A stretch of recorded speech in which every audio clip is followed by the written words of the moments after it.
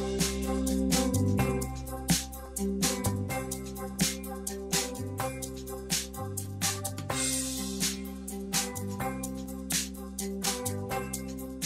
día vengo a hablar sobre América Latina y su identidad, pero sobre todo para que empecemos a mirar de manera más positiva a América Latina.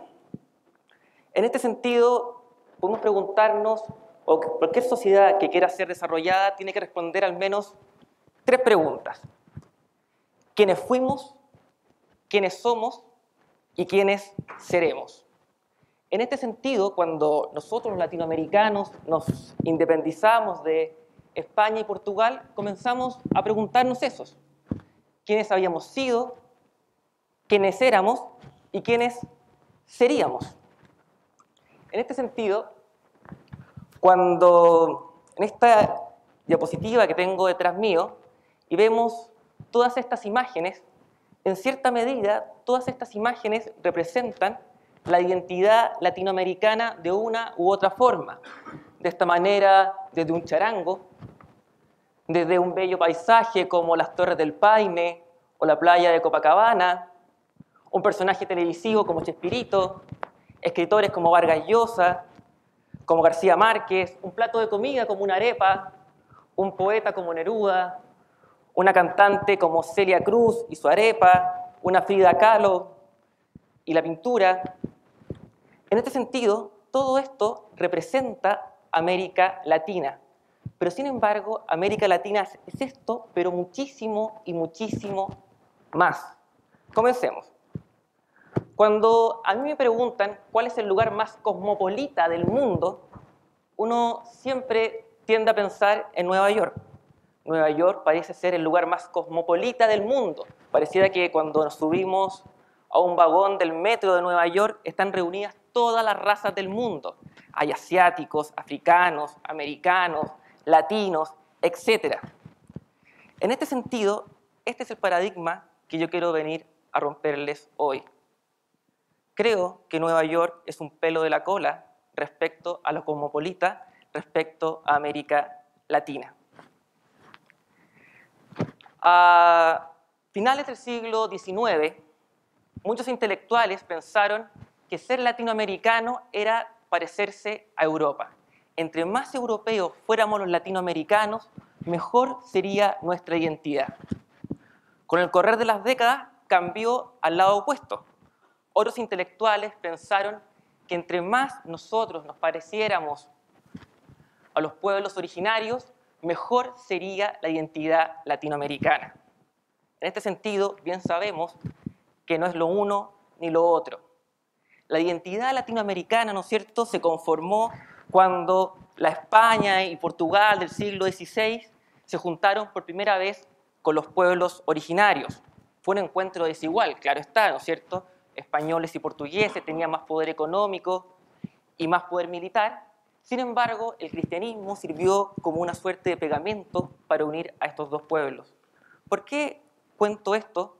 Porque la identidad latinoamericana comenzó ahí, pero sin embargo, la identidad latinoamericana no es estática, sino que ha ido evolucionando con el correr de los siglos, porque nuevos pueblos se han ido sumando a América Latina. De esta manera, en el siglo XVI, comenzaron a llegar africanos en forma de una migración forzada, claro está, llegaron como esclavos, llegaron principalmente de lo que hoy conocemos como el Congo, Senegal y Angola. Después, cuando nos independizamos de españoles y portugueses, comenzaron a llegar franceses, italianos, croatas. Es decir, lo más probable es que en este escenario deben haber muchos que tengan apellidos, ¿no es cierto?, o vengan de esas zonas. Pero no solamente eso, sino que también llegó una migración no europea. Con el siglo XX llegaron también, ¿no es cierto?, palestinos, israelitas, japoneses, sobre todo a Perú y Brasil, chinos, por toda Latinoamérica. En este sentido, yo les quiero decir que la identidad de América Latina es esto: una gran olla. Eso es la identidad de América Latina. una gran olla donde hemos echado españoles, portugueses, los 522 pueblos originarios que habitan América Latina. Muchas veces nosotros tenemos como una mirada eurocéntrica y tendemos a asociar que todos los pueblos indígenas son lo mismo. No nos olvidemos que cada pueblo indígena es diferente, tiene su propia cultura, su propia religión, sus propias costumbres. Hay más en común entre un español y un alemán, que mucha diferencia hay, que entre un mapuche y un azteca. En este sentido, en esta olla hemos echado los 522 pueblos latinoamericanos originarios. Hemos echado españoles, portugueses, franceses, los africanos, los asiáticos y hemos comenzado a revolver. Llevamos 500 años revolviendo esta olla. Revolviendo, revolviendo, revolviendo. Somos la región más mestiza del planeta, mucho más que cualquier otra parte del mundo. A diferencia de la América anglosajona, que no hubo mestizaje o no hubo tanto mestizaje, a nosotros, no sé por qué, será por el clima, no sé, pero nos encanta mezclarnos. Vivimos mezclándonos. En este sentido, esa es nuestra identidad. Hay una frase muy bonita que señala que América Latina es el continente café con leche. Algunos con más café, otros con más leche, pero al final todos y cada uno de nosotros somos café con leche. Pero sin embargo, esto no para aquí, porque podemos decir, ya, está bien, la identidad de América Latina es mestiza, pero sin embargo, desde niños nos han educado a una identidad derrotista, pesimista, que somos el pariente pobre de Occidente, que siempre hay que estar mirando hacia el norte, que todo lo bueno pareciera que está en el norte. Sin embargo, quiero mostrarles algunas cosas por las cuales podemos estar orgullosos y también por las cuales podemos también estar optimistas. Los invito entonces a ver otro recipiente. El primero fue una olla, ahora es un vaso. Los invito a ver respecto a América Latina el vaso más lleno que vacío. Por ejemplo, esas manos que tengo atadas con cadena es porque quiero hacer referencia que en cuanto, por ejemplo, en la historia de América Latina, países como Chile y México están entre los primeros que abolieron la esclavitud. Argentina, Perú, Ecuador, Colombia abolieron la esclavitud antes, por ejemplo, que Estados Unidos y de manera mucho menos traumática. Respecto a la historia, sigamos con historia, el voto femenino. Colombia fue el primer intento del mundo por dar voto femenino a las mujeres. No solo eso, Uruguay está entre los primeros países del mundo en dar sufragio a las mujeres. En este sentido, todos los países latinoamericanos dieron sufragio femenino a la par con Europa y con Estados Unidos, por lo cual no somos el pariente pobre o no somos siempre los más atrasados. Incluso, es más, respecto a la violencia, es cierto, de acuerdo al Banco Mundial, el 30% de los homicidios ocurre en América Latina. Sí, una cifra bastante espantosa. Pero podemos mirarlo de otra manera. La última guerra que ha tenido América Latina entre dos países fue la del CENEPA, entre Ecuador y Perú. Si sumamos todos los muertos en guerras en América Latina durante el siglo XX, nos suman más de 100.000 muertos. Cifra bastante baja si los comparamos con los 40 millones de la Segunda Guerra Mundial o los 8 millones de la Primera Guerra Mundial. Solo en la última guerra de Afganistán murieron más personas que en todo el siglo XX en guerra entre estados en América Latina. Somos una región bastante pacífica entre los países y eso pocas veces lo tomamos en cuenta. Pero no solo eso. Nuestro idioma, el español. Claro, aprender inglés es lo que tenemos que hacer, ¿no es cierto?, si queremos triunfar en el mundo laboral. Pero no nos olvidemos que después del mandarín, el idioma más hablado del mundo como primera lengua es el español. Hoy mismo, hay 50 millones de personas en el mundo tratando de aprender a hablar español. El español es la segunda lengua que más se habla en Estados Unidos, por lo cual las oportunidades de nuestro idioma son gigantescas en el futuro. Sigamos. Territorio. Somos una región gigantesca. 20 millones de kilómetros cuadrados tiene toda América Latina. En este sentido, por ejemplo, casi 20 veces cabe España en Brasil. América Latina es más grande que Estados Unidos y China. Argentina es del mismo tamaño que la India, pero con 30 veces menos población. En este sentido, somos un territorio gigantesco, pero no solamente eso.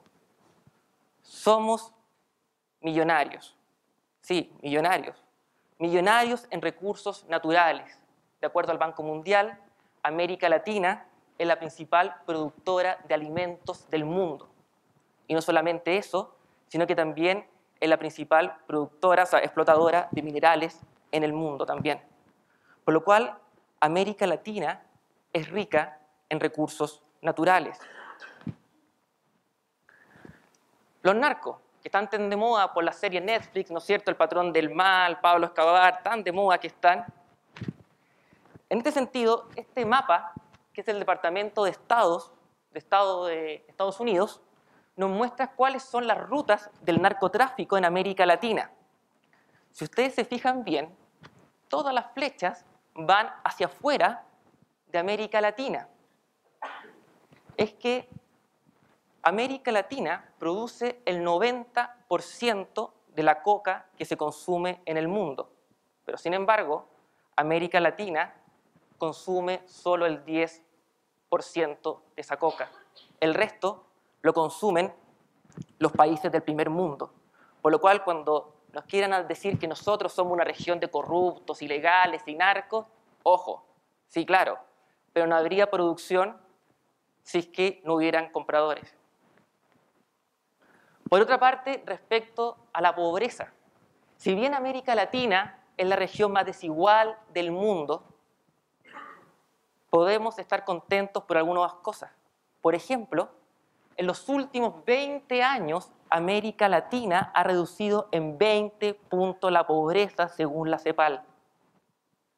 Si bien la década de los 80 fue horrible en cuanto a pobreza, América Latina a partir de los 90 ha ido bajando paulatinamente la pobreza. Esto es una excelente noticia y que esperamos que se mantenga así.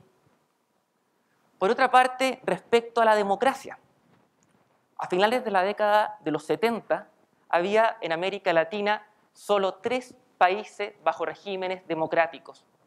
Si bien hoy en día todavía hay problemas, ¿no es cierto? Hay países que aún no tienen democracia, como Cuba, la mayoría de los países de América Latina están bajo regímenes democráticos.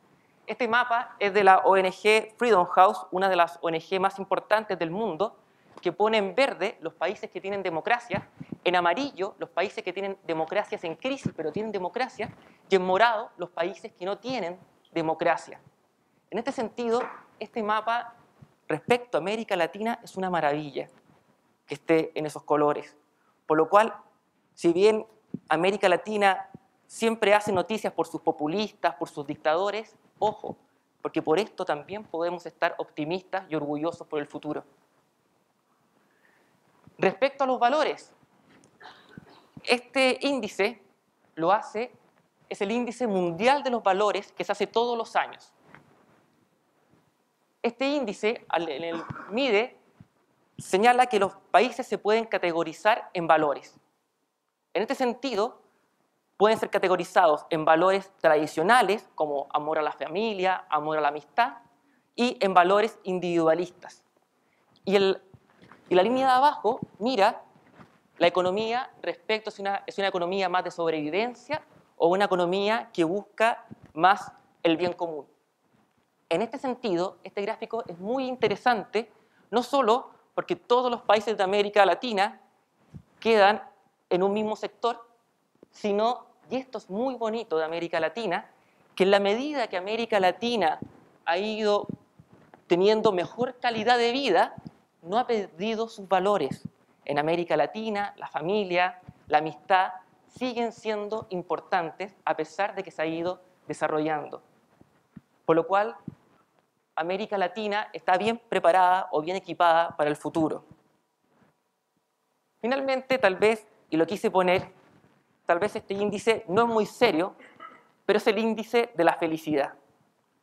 El índice de la felicidad, los países en verde y amarillo son los países más felices del mundo y los países en rojo oscuro son países más bien tristes.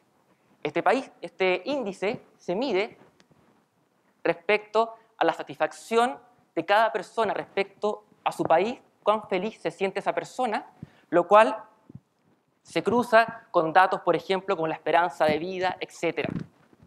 Curiosamente, a pesar de que somos una región pobre, desigual, violenta, etc., los países más felices del mundo están en América Latina.